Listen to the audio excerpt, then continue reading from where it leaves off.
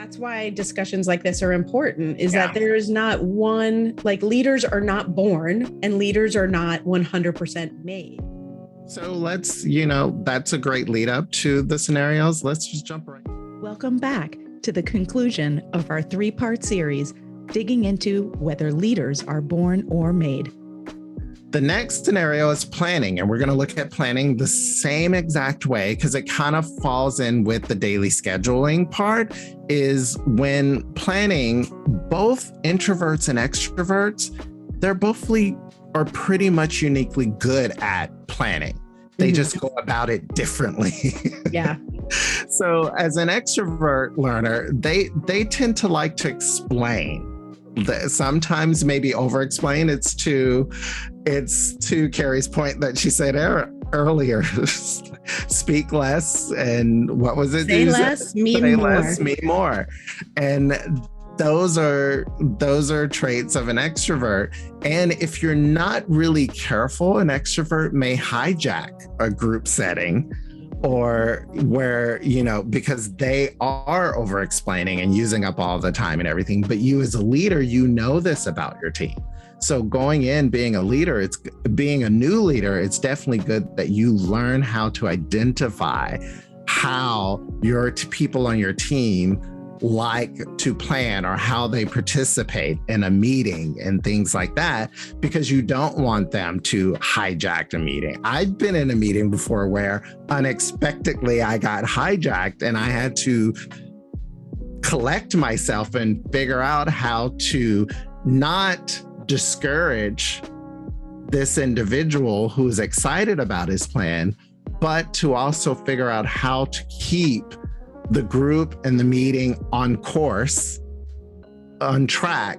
That's very, very key as a leader. And it can be difficult to do depending on whether you're an introvert or an extrovert and how you go about it. 100%. 100%. I'm going to say something that probably shocks you. I am an extrovert. Yes. And this is how this dynamic works, guys. But I think, there is a lot of value in listening and truly hearing. Yeah. And I think you may have mentioned it earlier. People are not 100% one or the other. Yeah. We are all a blend, and wherever we may, I fall farther or closer to the full extrovert than I fall in the middle. Yeah. But, I do see the value of needing to tap into those more introverted behaviors, because they support people differently. Right. Exactly. Sometimes you need a freight train to run a planning meeting. But at the same time, you still need to be able to support and nurture the ability for everyone in that meeting to participate on some level. So I think it's always interesting when we talk about, particularly planning or time management or strategic thinking or analysis or, creating, a strategy map. Those more strategic competencies, people make assumptions that extroverts are really good at it because they talk about it all the time. Yeah, exactly. And they make the assumption that introverts aren't good at it because they don't share it. Right. Until they have to, or they don't. Yep. They don't share it. They don't offer it freely. Yeah. You have to pull it out of. And trust me, sometimes you literally have to drag it out of people. Exactly. But that right there can create doubt. Yeah.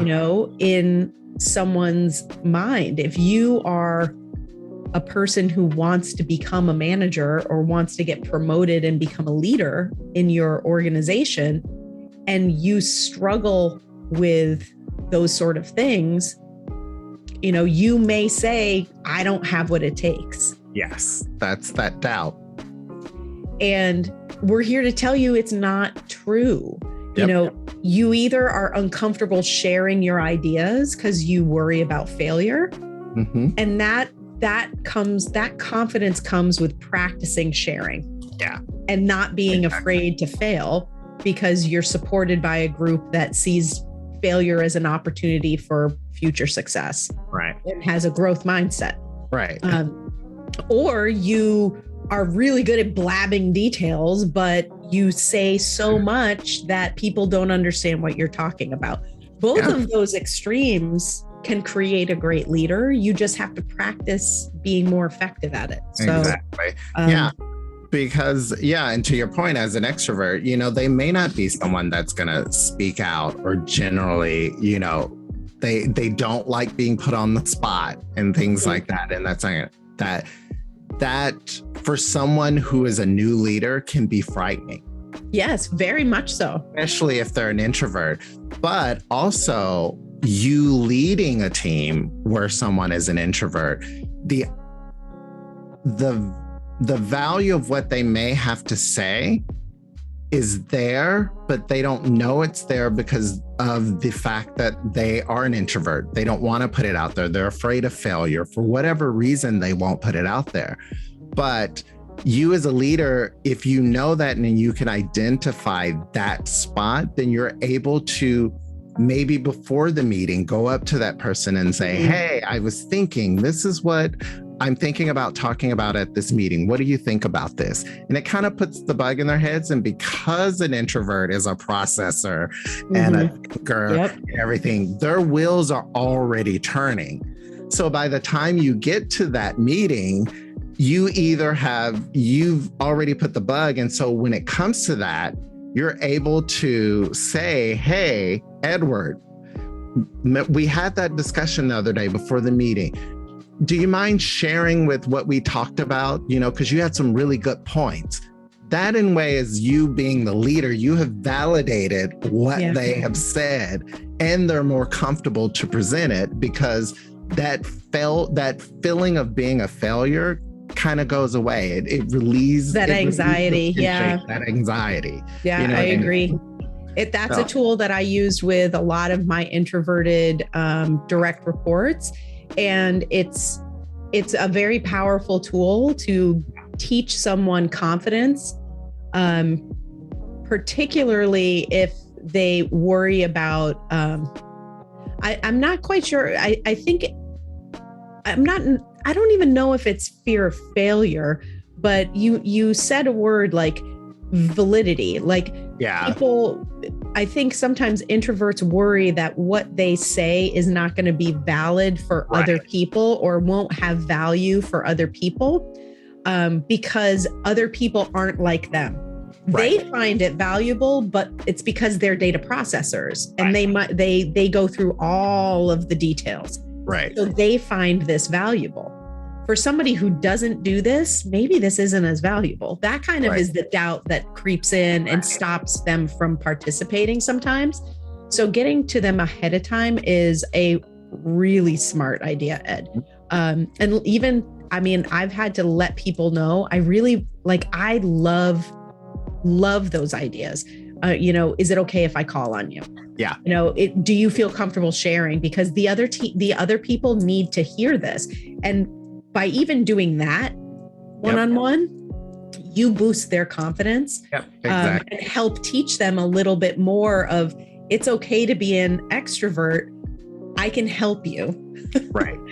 I can help you get a little bit closer to that. You don't need to live there, but like for this meeting, you can swing a little bit closer this way and then come back to your comfort zone. But it opens that door to where they feel like they are allowed to swing that way. You know, a lot of times, like I said, neither one of these traits are 100% or the others. Some vary in between the balance of the two to like some. I swing like, whereas you said you're an extrovert that's probably more closer to an extrovert. I'm an introvert that swings almost equally balanced between the extrovert and the introvert. So it's it's doable. You just have to, it took me learning. I had to learn that this is how I had to interact as being a leader. Yeah. And I had to know when to use it and when not to use it. And I mean, and for years, Carrie thought I was an extrovert. You fooled me. Hey man, when I recruited you to come and work in the most chaotic environment in Manhattan, you fooled me. Yeah, it definitely was not the place for an introvert, like a total introvert now. But I think you hit the nail on the head. Like, I mean, if people who doubt themselves or are doubting their skill for whatever reason, you've been approached and someone says, hey, I think you'd be a really good manager or leader. You know, you should apply for this position, and you've never done it before. If you feel that doubt creeping in, you should think of that pendulum. Yeah, exactly. Think of that pendulum. Think of the pendulum and remember that 1/3 is born and the other 2/3 is taught. Yep. And if you think of those 3 things that you may have been born with, like a starting point, and I don't even think, like, it's not like you're born a really great extrovert. Like, that's like saying, like, I don't get nervous. Like, I get really nervous. Right, exactly. Yes. Like, as an extrovert, like, I grew up in theater. Like, I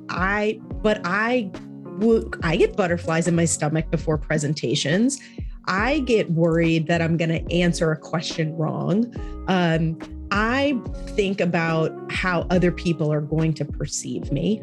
But at the same time, I put in the extra work with the research and the data analysis and the strategic planning. And I force myself to have alone time to work it out, because I know that other part is just as important. And I might not be as quick to do it because this part comes natural, but this part I have to really think about, and I really have to give myself that introverted time, and I have to, you know, foster that, like, inner introvert to make sure that I'm ready. Yep.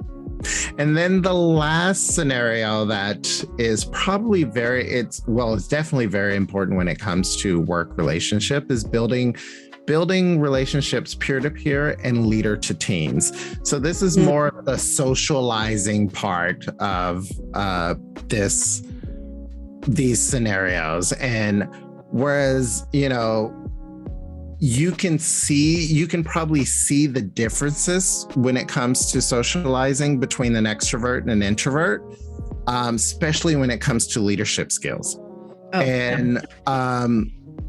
Because with an extrovert leaders, they're very social in and out of work settings. And so they are normally the first ones to strike up a conversation, you know, to have personal discussions both in and out of the office setting. So, and, you know, they're very vocal and they're always visible when it comes to teams that they lead as well. And the only thing about this scenario is that it's very important that they read the room. I think we talked about that earlier, is that as an extrovert, you have to read the room and know what's going on and pay attention. And this is where that pendulum has to swing towards the listening and overseeing can be the easiest way to keep an extrovert from coming across, especially to a team, as overbearing. Yeah, like a micromanager. Or a micromanager. They're like always on my case. Yeah, they're always here. They're always asking me what I'm doing. Like, yeah. Exactly. And as a leader, you have to identify that you have an extrovert that may be that way, but if you understand that it's not that they're trying to be overbearing, that is something that's just innately built in them, and they just feed off of being around other people and that energy. So it's not necessarily, especially when it comes to their teams. But if your team, as the team you're leading, does not know that about you, they don't understand how that works. Yeah. You know what I mean? Yeah. And you as a leader leading a team, you may not know that an introvert may see you as being someone overbearing. Why is she always in my face? Why is she always here? You know what I mean? But because you're dealing with an introvert, because an introvert is someone that will handle peer-to-peer situations very differently. They're normally the ones that, you know, they don't really like to, they try to avoid social discussions as much as possible. As long as it deals with work is work, personal is personal. Yeah. Their very work is work, personal is personal. And they tend to be, they tend to be that one that will be absent from any gathering or anything that is not even Betty's 40th anniversary. Yes, those are the ones that will probably tend not to show up. I mean, and the thing is that I also feel that this is a lot of place, depending on the work environment that you work in, this is a lot of place where a lot of introverts and extroverts probably swing a little bit from their actual self and sometimes find themselves in the middle of this because I see you raise your hand. But, you know, as an introvert, you have to learn how to balance those situations, definitely, because you do want to build a rapport and you don't want your team to feel like you are this person that doesn't view them as a human and you just see them as machines to produce. And that's very easy to happen to an introvert because you're there's a wall. There's a wall and you will only deal with them when it's business related and things like that. And this is where this is that part where engagement is important. And this is where you have to know when there's a time to fall into engaging. Everything is not always about work when you're dealing with people. Yeah. And you have to find that balance in between the two of how you do it, depending on whether you're an extrovert or an introvert. Yeah. You know? I think, you know, from an extrovert, a predominantly extroverted personality, I did not attend social gatherings. I did not accept invites to happy hours. You know, with peers, maybe, but even with peers, I was extremely selective. And I would say probably very quick with my, like, I wouldn't stay for, you know, some of them would be there for 3 hours. I would be there for like one drink and bye. But like there's for me as an extrovert, I made a very conscious decision that, you know, I wanted my teams to understand that I did value them as people. But I had boundaries because I wanted to maintain a level of neutrality and be able to really, truly support them the right way when it came to their career. Now, I gave myself all sorts of little rules. If you work for me, I'm not going to accept a friend request, you know? So like there are a lot of ways that extroverts who don't create boundaries like that can truly start falling down a slippery slope. And, you know, that's where favoritism comes into play. Bias comes into play. Like, oh, you always go out for drinks on Thursdays with this group. And then you've got the introverts who don't participate in that, who automatically start questioning all of the decisions that happen when you're supporting that group that you socialize with. So I didn't want any of that creeping into people's thoughts about me as a leader. I wanted to prove myself a good leader and an engaging leader differently. But like you said, like, this one is a slippery slope. So, you know, introverts, you know, you probably found yourself saying yes to some stuff that you might not have normally said yes to because you're like, you know what, I really do need to just make sure that they know I care. And, you know, yes, Betty, I'm so happy that you've been here for 40 years. Here's a card. Here's a card. A piece of cake, but then I've got to go.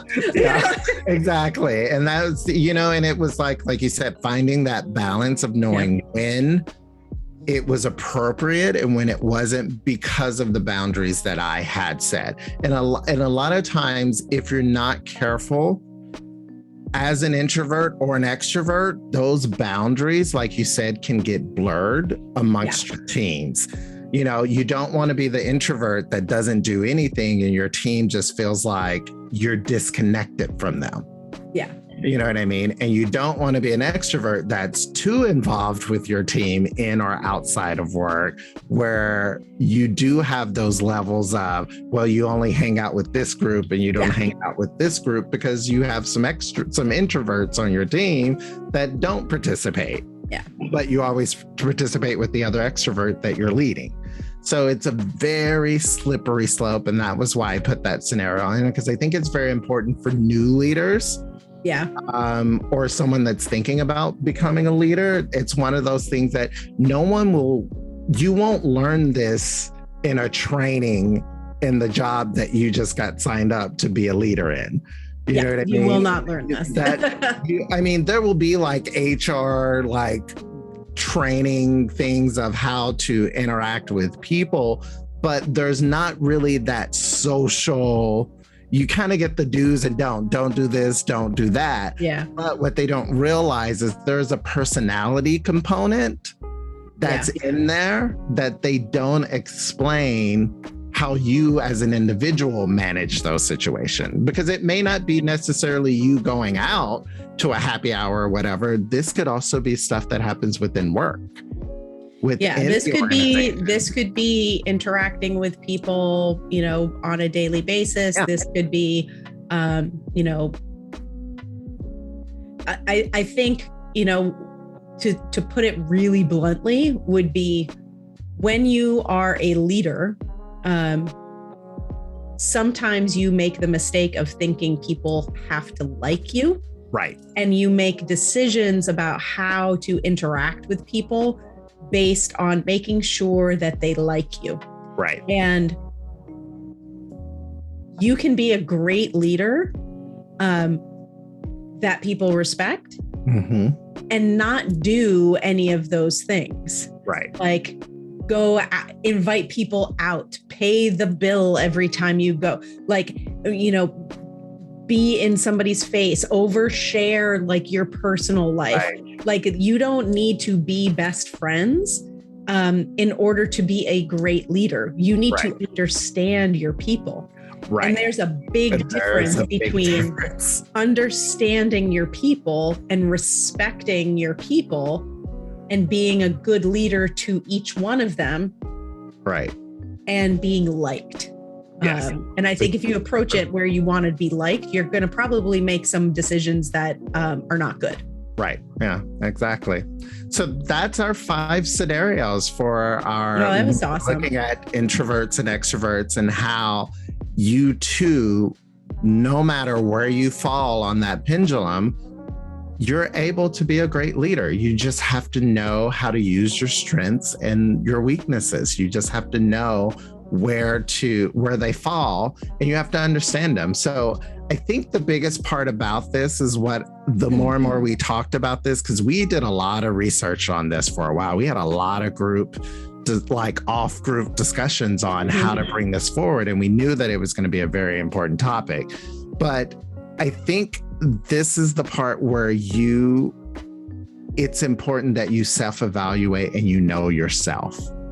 Yes. And if you know yourself and you understand yourself, whatever doubt you may have that you could or could not be a good leader probably won't be as harsh or as loud, because you know who you are as a person. Yeah. I think, you know, to just partner with that, like we have an amazing partner admin who we bounce ideas off of and we have discussions about. And, you know, I feel it important to kind of chime in even with her voice a little bit. Yeah. Like, if you don't want to learn how to be extroverted, and that's not something you want to learn, like, that's okay. Right. You know, however, you know, there are things that a leader or a manager must do. this partner of ours has been approached for leadership positions over and over again in her career. And she turns them down every single time because that's just not her cup of tea. That is not what she wants. Right. This video is for people who want something but feel like it's out of their reach. Yeah. We're here to tell you that it is not. Nope. Because you may have a starting point with some born in traits, like whether you're comfortable putting yourself out there, whether you are, a certain starting point with, your intellectual capacity or your ability to relate to other people. But those are just starting points. And those are probably the only 3 things that are really, truly born into somebody. Yep. Like babies are not born being able to analyze reports and create long-term strategies. Right. That's something that's taught, Babies aren't born being able to stand up and give a keynote speech. And just because you are an extrovert doesn't make you a great public speaker. Right. Exactly. Say less, mean more. Extroverts are blabbermouths. You don't even want to know how many times I have to edit a script. So, I think in closing, this was an awesome discussion, Ed. Thank you for those 5 scenarios. I really, really like them. I think a lot of people do doubt themselves, either before they take a leap and jump into a management role or a leadership role, or if they're brand new and they're questioning their ability because they have to learn so much in order to be successful. They haven't quite seen that success yet because they haven't built the skill. So they doubt. Or if you're struggling or you've experienced some failure, you start doubting yourself. Mm-hmm. You need to be self-aware and understand that 2/3 of great leadership is taught and learned. 1/3 is probably you have a starting point and you can only get better from. Yep. It just means that you need to approach it with gusto. And you need to be very determined. Yes, gusto. You want to make sure that you give yourself a little bit of grace. Yeah. And understand that people are going to doubt you, but you can prove them wrong. Mm-hmm. And it doesn't mean that you have to lead people in a way that you don't feel is ethical or right. Right. You can do it in your own way. Yeah. Ed and I were both very different type leaders than the industry that we were in. Yeah. And we both experienced great success. So I think, in closing, this is Stand Up Retail, another great episode, another great podcast. It was a long one. We would love if you would go ahead and just give us a quick little tap of that like button. It goes a long way to help the channel. But above and beyond that, we'd love for you to subscribe because we do podcasts every single week about leadership topics. And we also partner with New Leader University, another venture of ours to do short leadership lessons. So we'd love to grow you into our audience. So come back next time and we'll see you again soon with another episode. Bye.